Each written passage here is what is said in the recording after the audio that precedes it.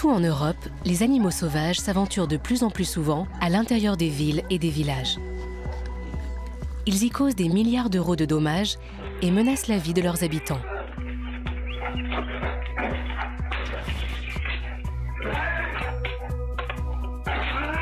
En Espagne et en France, des chasseurs combattent ces animaux avec des arcs et des flèches.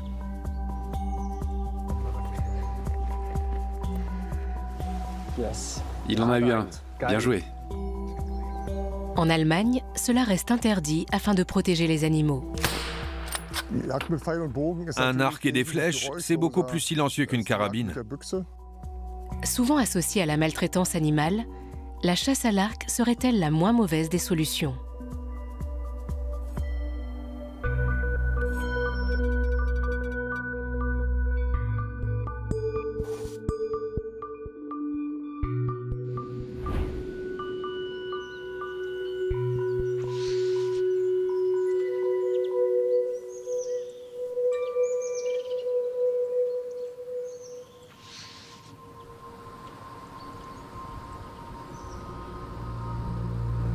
Il est 5 heures du matin dans le Brandebourg. Sören Kies habite à Berlin. Ce chasseur amateur s'apprête à intervenir dans la forêt municipale de Fürstenwald. Ici, on chasse principalement le chevreuil et le sanglier. L'objectif, c'est de maintenir un certain équilibre dans la population de ces animaux sauvages. Car ces deux espèces prolifèrent. Sören vient 1 à 2 fois par semaine aider le locataire de cette zone de chasse qui n'arrive plus à réguler seul la population de gibier.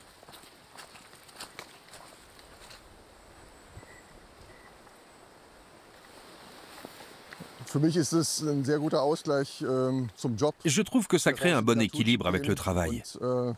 Je suis dehors, j'observe la forêt. Ça m'aide à retrouver le calme, à être en harmonie avec la nature. Et bien sûr, ça fait aussi plaisir à la famille quand je ramène un morceau de gibier à la maison. Père de 5 enfants, ce directeur informatique de 50 ans tient à préserver l'équilibre de la nature. Des cerfs et des chevreuils en trop grand nombre dévorent les jeunes pousses dans ces bois mixtes du Brandebourg. Et la prolifération des sangliers pose de plus en plus de problèmes. C'est ce qui motive Sören à se lever bien avant l'aurore. Ce sont des jumelles thermiques. Elles permettent de voir les sources de chaleur dans l'environnement, quelle que soit la luminosité. Pour l'instant, rien ne bouge. Au bout de 2 heures d'observation en hauteur depuis l'affût, le jour commence à se lever. Aucun sanglier n'a pointé le bout de son museau. Sören voudrait bien lui aussi troquer de temps à autre son fusil pour un arc et des flèches, comme la loi y autorise les chasseurs français et espagnols.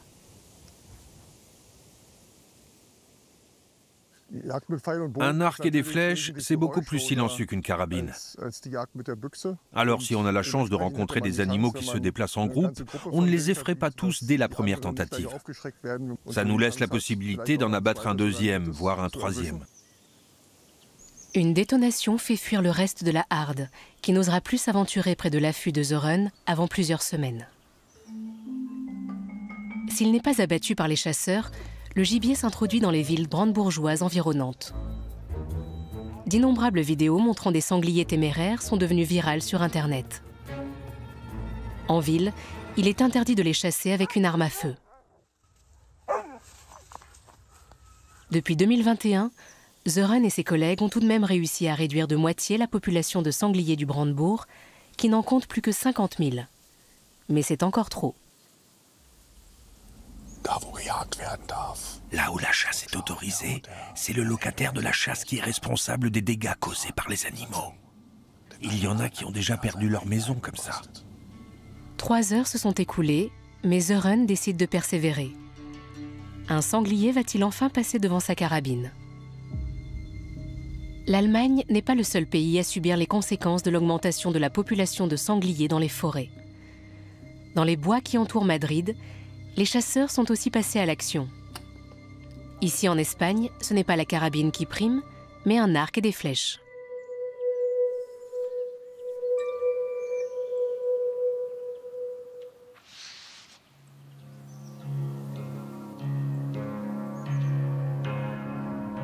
Javier Sintes dirige une unité spéciale qui rassemble 50 chasseurs formés au tir à l'arc.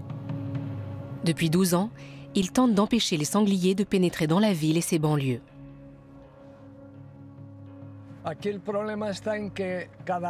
Le problème ici, c'est que les dégâts causés par les sangliers représentent un coût gigantesque chaque année, que la communauté doit ensuite assumer. Ils détruisent des terrains de golf, des jardins publics ou privés.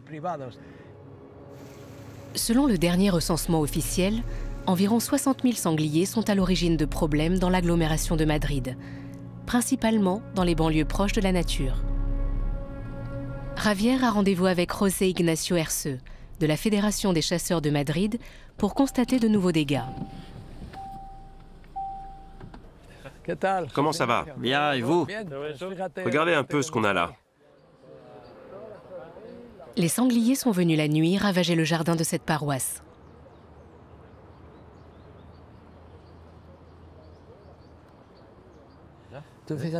Vous avez vu? Ils ont tout labouré. L'argent que ça coûte chaque année. Habituellement, ici, les pelouses sont vertes et bien arrosées. Il y a plein de petits vers et toutes sortes d'insectes en dessous. C'est pour les manger que les sangliers fouillent la terre. Ils font ça pour survivre. Ils n'ont pas de mauvaises intentions.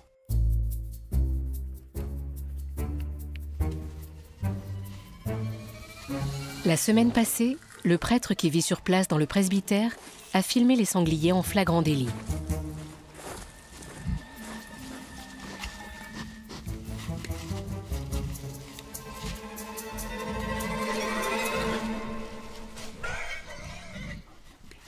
Une nuit, le père Ignacio est tombé. Il s'est fracturé l'humérus et a dû avoir des points de suture. Les chiens étaient surexcités parce qu'il y avait des sangliers et ils l'ont poussé dans l'escalier. Il y a eu plusieurs attaques de chiens dans ce genre. Ça finit par terroriser tout le voisinage. Les banlieues de Madrid sont souvent bordées de forêts. Pour éviter que les sangliers saccagent leurs jardins, les habitants ont financé eux-mêmes la construction d'une clôture de haute sécurité. Regardez là, c'est l'ancienne clôture, avec un trou fait par un sanglier. Vu la taille de la trouée, la bête devait faire au moins 100, peut-être même 120 kilos. Ce sont les habitants qui ont sollicité l'aide de Javier et de son unité. En effet, les archers ont l'autorisation d'intervenir à une distance de 25 mètres des zones habitées, contre 500 mètres pour les chasseurs utilisant des armes à feu. Il y a environ 12 ans, quand il n'y avait pas de clôture et qu'on n'intervenait pas encore avec les arcs et les flèches, il y en avait en moyenne pour 500 000 € de remise en état par an. Dans quelques heures, Javier prendra son arc et se mettra à l'affût. Dans le Brandebourg aussi, les sangliers pénètrent de plus en plus souvent dans les zones habitées. Notamment durant l'automne et l'hiver, lorsque la nourriture se fait plus rare dans la forêt. Il est 9 heures. Zorenkis a perdu tout espoir de trouver un sanglier. Mais d'autres animaux sont considérés comme étant nuisibles dans la région. Il y a quelque chose. C'est un chevreuil isolé. C'est bon.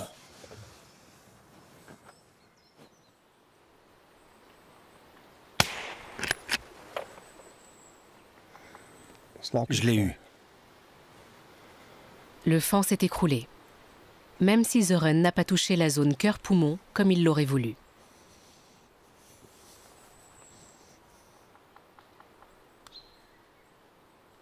J'ai fait un tir merdique.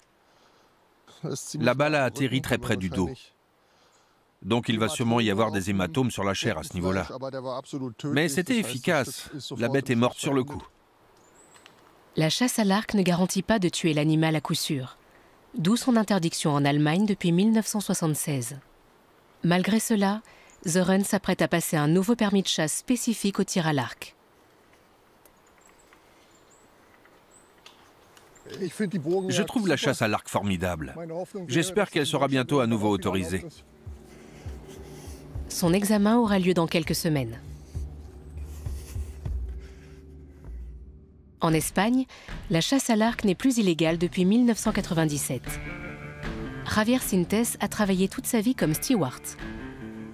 Lorsqu'il a pris sa retraite anticipée il y a 12 ans, il est tombé sur une annonce du gouvernement local qui cherchait des chasseurs à l'arc bénévoles. Javier a toujours été fasciné par le tir à l'arc. Plusieurs heures avant de se placer à l'affût, il installe un appât.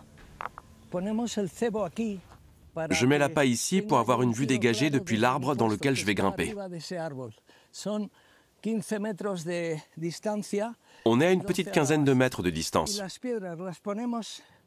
Et je mets des pierres dessus pour que les sangliers soient obligés de les enlever. Sans ça, ce sont les oiseaux qui viennent picorer le maïs. La législation espagnole autorise l'utilisation d'appâts à base d'ingrédients naturels. Le maïs doux devrait attirer les sangliers vers le piège. Le chasseur se place pour tirer en surplomb. On tire toujours vers le bas. Comme ça, les flèches se plantent dans le sol et il n'y a pas de rebond. Ça évite de blesser quelqu'un. Et les odeurs sont moins repérables quand on est en haut. C'est pour ça qu'il faut toujours se percher. Un seul chasseur à l'arc ne peut pas, a priori, effaroucher l'ensemble du gibier et le faire fuir de la zone où il se trouve. Javier peut donc tirer sur les sangliers les plus proches sans effrayer ceux qui sont un peu plus loin, contrairement à un chasseur armé d'une carabine. Javier doit se couvrir entièrement pour éviter que sa peau claire ne soit repérée par les animaux dans la nuit.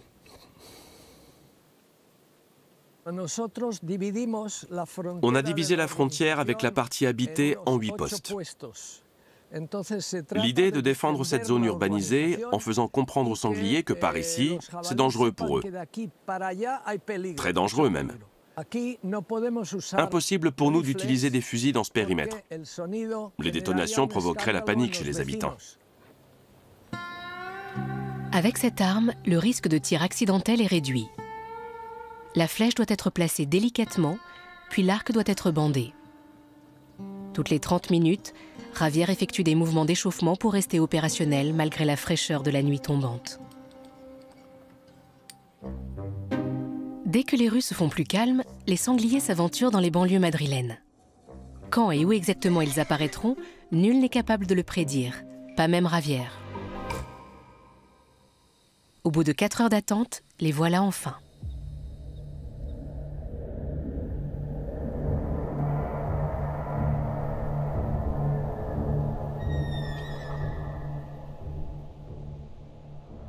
Ce sanglier a l'air terrorisé.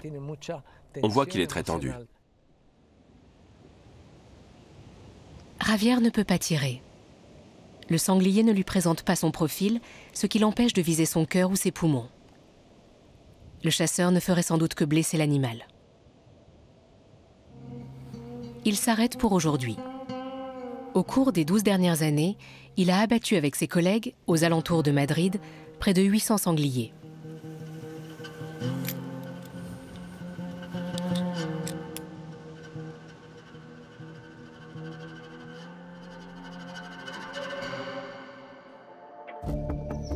Sur le terrain de la première association berlinoise de tir à l'arc, Sören Kies veut lui aussi se former au maniement de cette arme, bien qu'elle soit interdite à la chasse en Allemagne.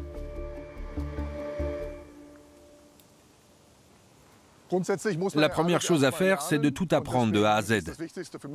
J'ai tenu à me former à la chasse à l'arc depuis la base. Ces 6 derniers mois, Sören est venu s'entraîner presque tous les week-ends. Aujourd'hui a lieu sa dernière heure de pratique avec Erdal Tapan, son entraîneur, avant de se présenter à l'examen.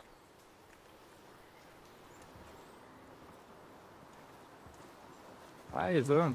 Ja, ich grüße dich. Grüß dich. Ah, Lange nicht gesehen, alles Ja. gut. Was machst du Ich freue mich schon. Je suis content qu'on se voit. Ja. Je n'ai pas pu m'entraîner autant que j'aurais voulu. C'est pas grave, on a tout le temps de se rattraper aujourd'hui. Depuis 15 ans, Sören détient un permis de chasse classique. C'est la condition préalable pour passer celui de chasse à l'arc.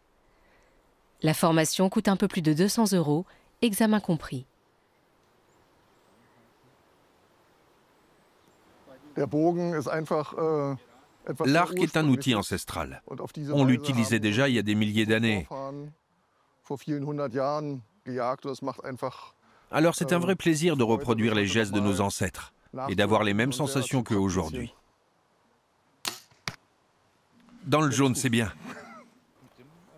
L'entraîneur estime toutefois que des améliorations sont nécessaires. Sören a encore du mal à tenir en équilibre cet arc à mécanisme high-tech qui pèse près de 4 kg et coûte 1 millier d'euros. Attention au niveau à bulle. Voilà.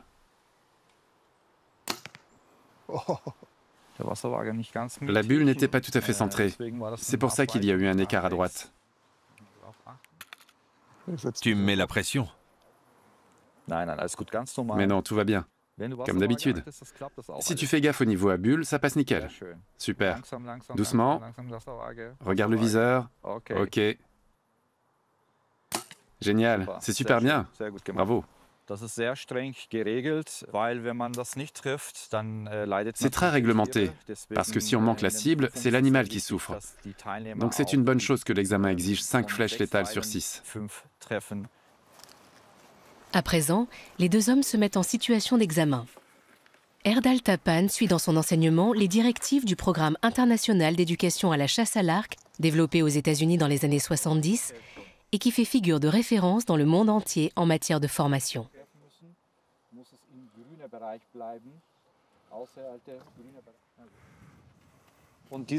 Voilà les zones qu'il faut atteindre, en vert. En dehors des zones vertes, c'est considéré comme raté. Ici, c'est réussi. On va tirer à 10, 15, 20 et 25 mètres. Pour l'examen, Sören doit tirer avec une pointe qui sera également utilisée lors de la chasse. Ces lames doivent être aiguisées comme des rasoirs, pour être aussi mortelles que des balles.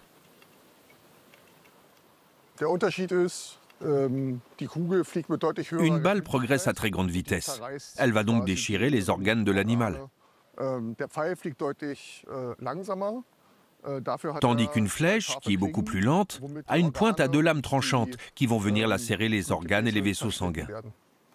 La zone que Sören doit toucher fait environ 10 cm sur 10. Vas-y, décoche. Les tirs sur courte distance sont maîtrisés avec brio. À 25 mètres, en revanche, toutes les flèches n'atteignent pas leur cible. Stop flèche. Oui, ça m'a l'air bien. Celle-ci est pile sur la ligne. Même si ça touche simplement la ligne, c'est considéré comme réussi. Pour l'examen, ça va être un peu juste comme résultat.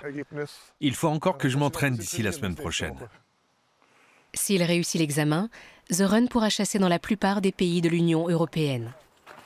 La chasse à l'arc est en effet interdite en Allemagne, en Autriche, en Irlande, au Luxembourg, aux Pays-Bas et dans une partie de la Belgique.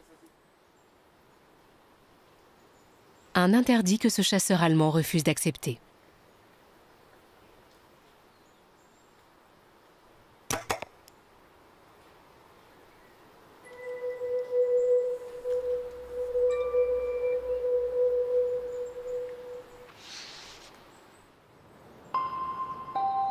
Elzar en forêt noire.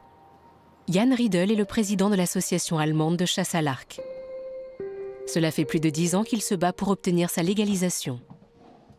En Allemagne, le droit de chasse est du ressort de chaque Land. Et cet homme de 49 ans s'est donné pour mission de convaincre les associations de chasse et les ministères des différentes régions d'Allemagne des avantages des arcs et des flèches. Pour lui, la chasse à l'arc et la chasse au fusil sont complémentaires.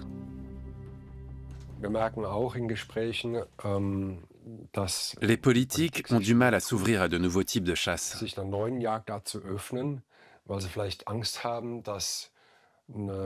Peut-être parce qu'ils ont un peu peur qu'un lobby anti-chasse s'en prenne à ceux qui soutiendraient cette légalisation. Selon Jan Riedel, la pression exercée par les organisations de protection des animaux a jusqu'ici fait échouer ses efforts pour obtenir une légalisation. Alors que des études menées au Danemark montrent que cette méthode est tout aussi respectueuse du bien-être animal que les autres façons de chasser, à condition d'utiliser des arcs à poulies et des pointes spécifiques. Ça a notamment du sens dans les zones urbaines. Il y a de nombreux endroits en Allemagne où les animaux sauvages prolifèrent de plus en plus. Et certains pays comme l'Espagne ou la France nous montrent l'exemple. La dernière tentative en date pour faire entrer la chasse à l'arc dans la loi a échoué en 2019 dans le Brandebourg. C'est le souci du bien-être animal qui a primé.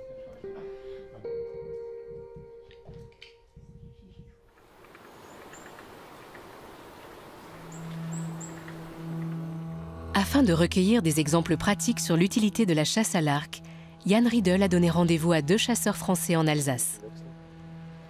En France, la chasse à l'arc est autorisée depuis 1995. Ensemble, les 3 hommes veulent débarrasser Hagenbach, sur le canal du Rhône au Rhin, de quelques ragondins. C'est typiquement un ragondin. Oui, c'est sûr. On le reconnaît à la situation de la zone, juste au bord de l'eau, et aussi à la hauteur où les pousses ont été mangées, à 30-40 cm du sol. Un castor aurait coupé les pousses tout en bas. Oui, et on voit aussi, attention, juste derrière toi, on voit un trou très profond. Ce sont les ragondins qui font ça. C'est très vite fait de se casser une jambe si on marche dedans. Et comme il y a des pâturages avec des vaches et des chevaux tout autour, ils peuvent aussi facilement se fracturer une patte dans un trou pareil. C'est la raison pour laquelle les agriculteurs veulent aussi qu'on réduise la population de ragondins. Ce mammifère semi-aquatique est à l'origine de dégâts qui se chiffrent en millions d'euros rien que sur ce canal. Les autorités concernées estiment que 20% des berges ont déjà été durablement endommagées et doivent être restaurées. « 30 minutes après s'être mis en chasse, Jan et ses collègues repèrent un ragondin devant l'entrée de son terrier.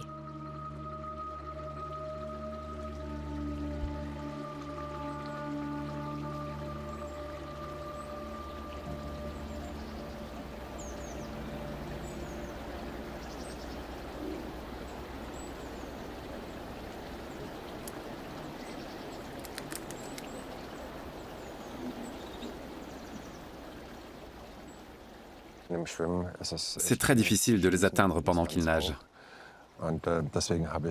Aussi à cause de la distance. J'espérais qu'il allait ressortir et que j'allais avoir une autre chance de tirer, mais non. Pour Jan Riedel, l'arc et la flèche ne représentent pas seulement les outils de chasse les plus nobles, mais aussi un complément astucieux au fusil et à la carabine.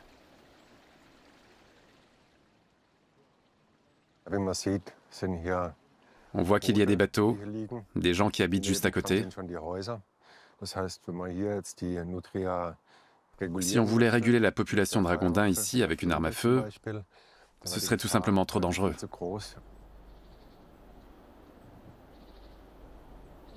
La portée d'une flèche est de 360 mètres au maximum. Celle d'une balle est censée pouvoir atteindre environ 4 km. Celui qui veut chasser à l'arc doit donc être capable de s'approcher discrètement au plus près de sa proie. Roland Ruff, un des archers français, scrute l'autre rive du canal. Il a repéré quelque chose. C'est bon? Ouais, il est là.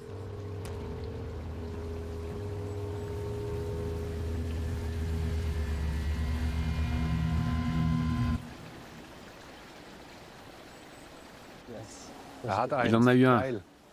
Super. C'est top.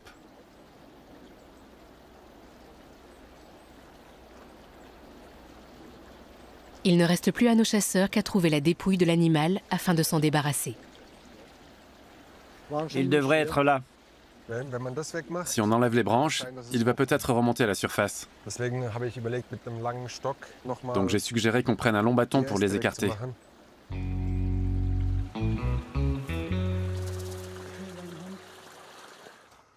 De retour en Allemagne. Aujourd'hui, Sören Kies passe l'examen pour son permis de chasse au champ de tir de Cottbus. J'ai bon espoir, oui. L'espoir, c'est ce qui meurt en dernier. La veille, le chasseur amateur a réussi haut la main la partie théorique avec 0 faute. Il a dû pour cela apprendre 114 questions par cœur, en autodidacte, à l'aide d'une application. C'est maintenant au tour de la pratique. 5 tirs sur 6 doivent toucher leur cible. Tu choisis la cible et la distance. Le tout, c'est qu'il y ait 3 tirs sur le chevreuil et 3 sur le sanglier. L'examen est organisé par l'Association allemande de chasse à l'arc. Le premier tir est réussi. Mais le deuxième manque sa cible de très peu. Non, tu vois, ce n'est pas dans la zone verte. Trop vers l'avant. Mais rien n'est encore perdu. Sören ne peut plus se permettre la moindre erreur. Il réussit les tirs suivants, mais il a gardé le plus difficile pour la fin. Il doit tirer à une distance de 25 mètres.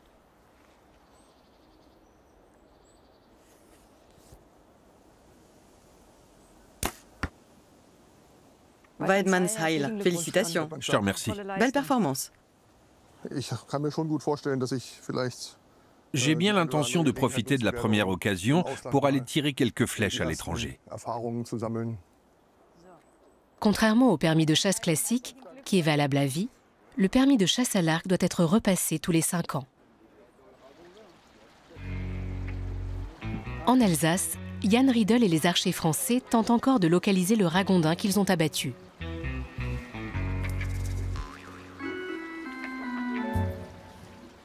Il est allé nager plus loin ou il est resté là? Il est tombé dans l'eau. Attends, c'est lui ou c'est une racine? Non, c'est une racine, désolé. On l'a cherché un bon moment, mais on ne l'a pas trouvé. Pourquoi? On ne sait pas exactement. Ça arrive une fois sur 100.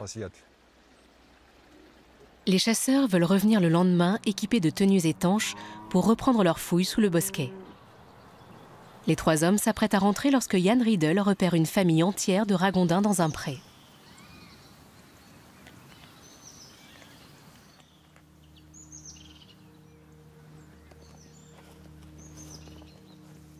Oui, je les vois. Comme une flèche ne se déplace pas plus vite que le son, Jan Riedel tente de s'approcher discrètement jusqu'à une distance de 20 mètres. Ainsi, la proie potentielle ne percevra pas le bruit de la corde de l'arc avant que la flèche ne l'atteigne.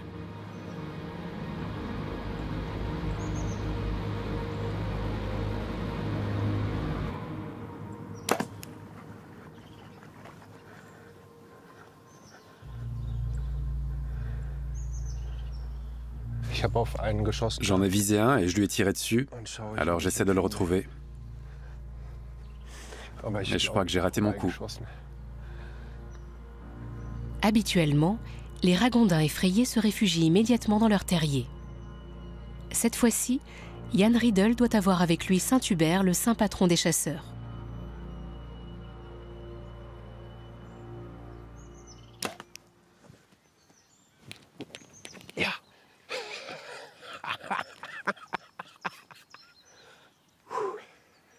Oh là là, quelle peau!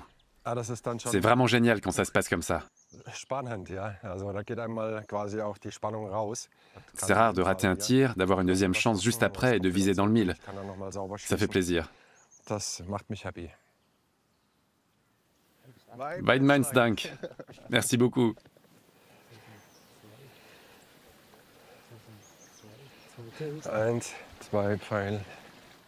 Afin d'éviter toute nuisance liée à leur décomposition, les chasseurs doivent ramener les animaux qu'ils ont abattus chez eux pour les consommer ou bien les confier à un centre d'équarrissage ou d'incinération. Attends. Encore 10 cm. Ah, je l'ai. C'est une pointe de chasse à très grand diamètre de coupe. Petite cible, grand diamètre de coupe, pour être le plus efficace et pour que l'animal meure le plus vite possible. C'était le cas ici, en 8 secondes à peine, c'était fait. Ces 2 dernières années, les chasseurs à l'arc ont ainsi abattu environ 200 ragondins sur le canal.